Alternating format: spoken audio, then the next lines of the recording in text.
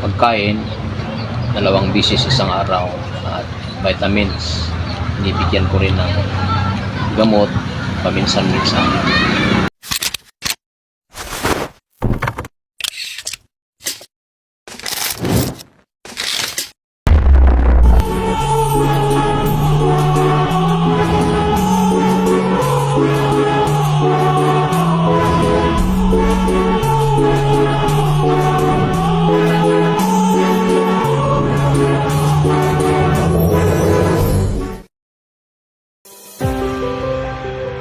Welcome dito sa Katiko President Quirino Sultan Kudarat.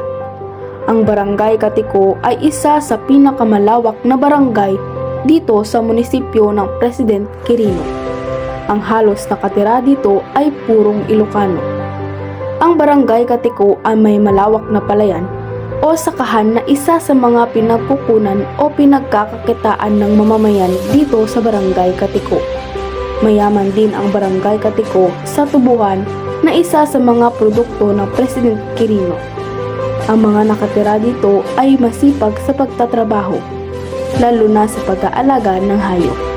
May mga manok, pato, kambing, rabbit, kalabaw, baka at iba pang mga hayop na siyang pinagkukunan upang makatulong sa kanilang pamumuhay. Malaking tulong ito upang may makain sila sa pang-araw-araw. Narito ang isa sa mga nag-aalaga ng hayop dito sa Barangay Katiko. Tara at ating kapanayamin kung paano ba ito nakatutulong sa kanilang pamumuhay ang pag-aalaga ng hayop.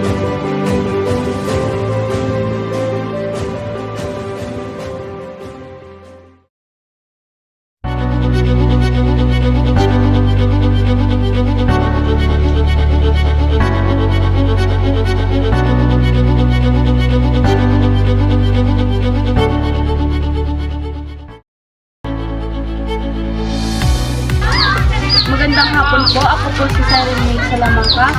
At maaari ko po ba kayong interviewin? Para. Ano po ang inyong pangalan? Ako si John Marquez. Okay po. Ito po ang unang tanong ko sa inyo.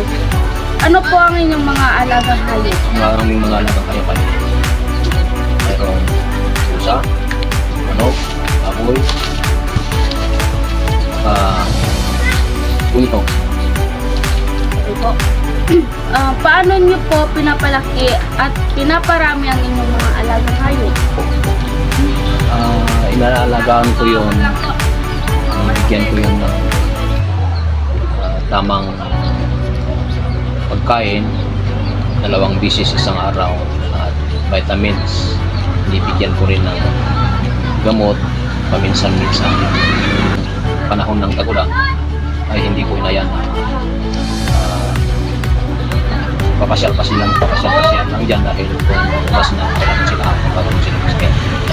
Yun po ay sa manok. Yan ay sa manok. Sa baboy naman, ganun din, binibigyan ko din ng vitamin, at lalo na yung alaga kong inahin,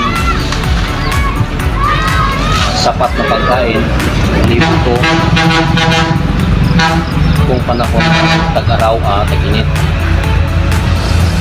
Sa mga biik naman po. Sabi ng biik naman, kapag umabot na ng 10 araw, pinapakain ko na yan ng Digi Bloom para pag nahiwalay na sila sa inahin ay masanay na silang kumain ng feeds. Binibigyan ko ng gamot at pinapaliguan ko kung sa tamang edad na.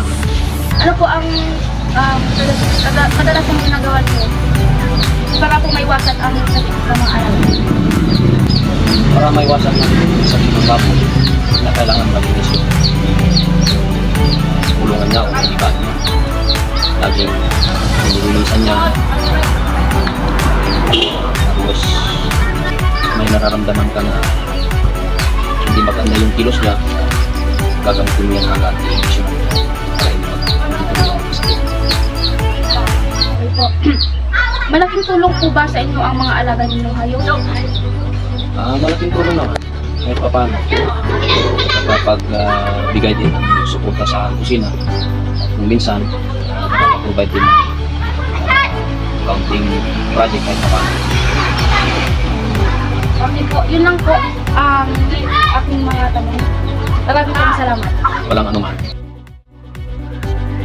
Narinig natin ang pahayag ni Tatay Jun na kung saan ay pinapalaki niya ito ng maayos at kung paano ito nakabenepisyo sa kanilang pamumuhay.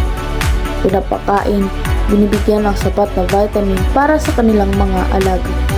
Kaya bilang isang mamamayan ng bansang Pilipinas, na dapat pahalagahan at alagaan natin mabuti ang likha ng Diyos na kung saan ito ang biyaya na pinagkaloob niya sa atin upang tayo ay mamuhay ng masagana. Dito na po magtatapos ang aming presentasyon. Naway madami kayong natutunan. Maraming salamat sa panunood.